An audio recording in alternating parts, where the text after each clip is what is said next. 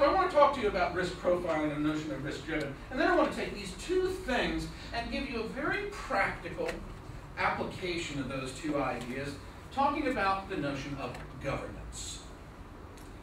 Project governance and project management offices. Regulatory compliance issues. Business continuity issues. Legal and conformance, liability and limitation issues. All of those things that have us creating these things called phase gates. And you all know what I mean, right? And I want to talk about, in closing, I want to talk about an application of these ideas to that notion of phase gates and how we can have all of the risk management that is necessary and implied by governance without having the obstructions that they imply. So that's what I want to offer, and I'm going to have to talk really, really fast to get through that.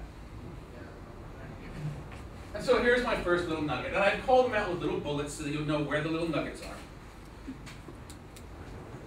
This is the model that I work with for enterprise agility. There's three fundamental drivers to scaling. Three drivers for what Agile in the enterprise and Lean in the enterprise is all about. It's people, product, and process. But there's also intersections there. In most of the discussions that are out there right now, we're concentrating mainly on the people dimension and this issue of wider diversity. Larger teams, multicultural teams, teams distributed across multiple different time zones, multiple different sites, and how do we manage those things? And yes, that is a significant set of issues. But we in the Agile community sometimes sabotage ourselves because I know of one of my largest clients actually had one of our competitors in. And what the competitor says, you simply can't do Agile because in Agile you need co-located teams. And you're distributed across 5 different sites, and Agile won't work for you. Nonsense. That's taking a very, very narrow, limited, parochial attitude about Agile. I'm really astonished the fellow even understands what Agile is about. But it does start with people, and it does start with the issue of diversity. In large organizations, global organizations, this is a significant set of problems, but it's not the only set of problems. We also have the intersection here between that and the product, where we have concurrent development across more than one division in an organization. Many complex organizations have many different product lines, and the divisional structure, the organizational structure, is oftentimes divided by those product lines. And oftentimes when you come to market, you have to come to market with a suite of products. And so trying to manage concurrent development across different divisions of your organization so that you roll out consistent versions is a unique problem. Trying to manage the versions and configurations. The client that I was with last week is Alcatel-Lucent.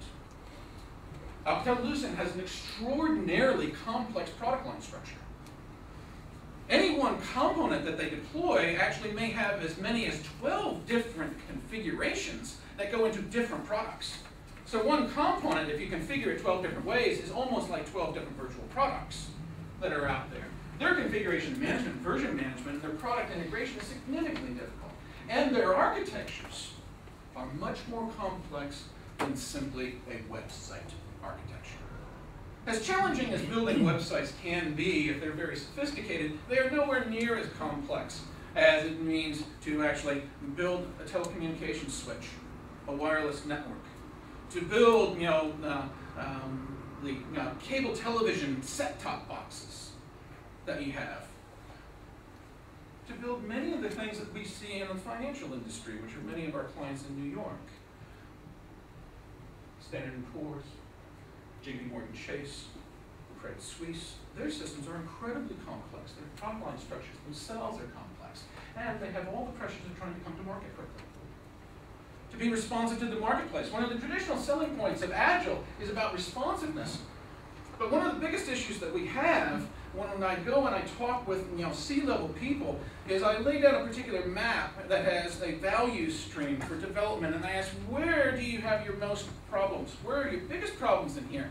And without fail, they identify 2 places: requirements management and demand management.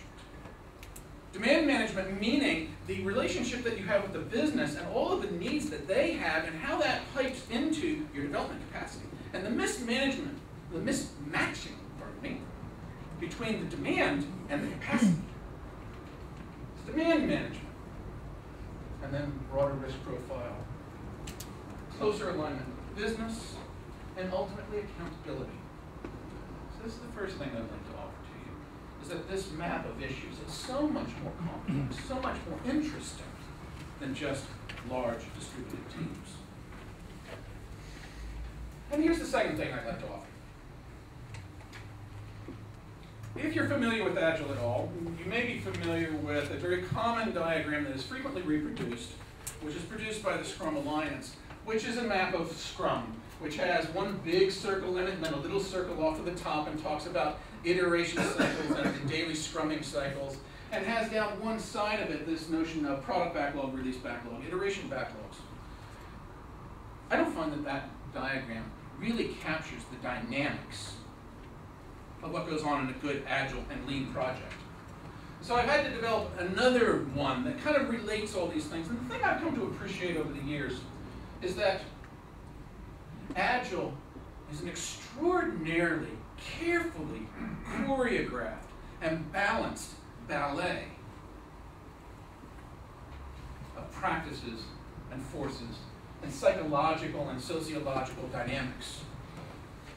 In this particular picture, I try to call out the fact that this notion of rhythms, that there are daily rhythms that we try to develop. The notion of a daily stand-up meeting or a scrum, the way that we interact with each other with pairing and peerling. There are iteration by, every 2 to 4 weeks, iteration level rhythms. There are release level rhythms. And really this engine is cycles inside of cycles, flow and feedback. The most fundamental things about making an agile process work is to try to establish flow and feedback. And I'll come back to this theme a little bit later towards the end of the talk, because what I'm now trying to do is trying to understand just exactly, and appreciate deeply the different dynamics here and how these nested dynamics work, and I'm trying to find a higher level one.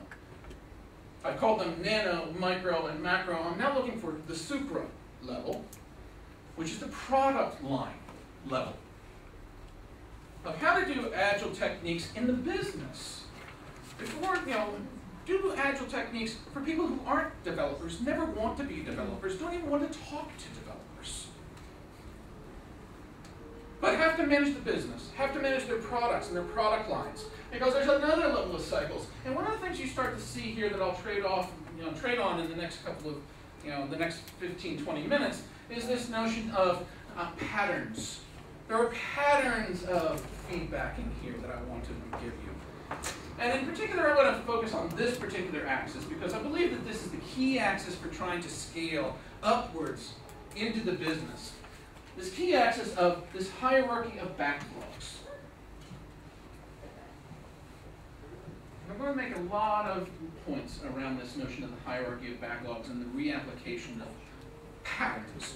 This notion of self-similarity. And I want to talk a lot about risk profiling. So there's a lot of things we could talk about. You can literally talk for days just on what this picture is all about. I want to take just that one dimension and expand on it.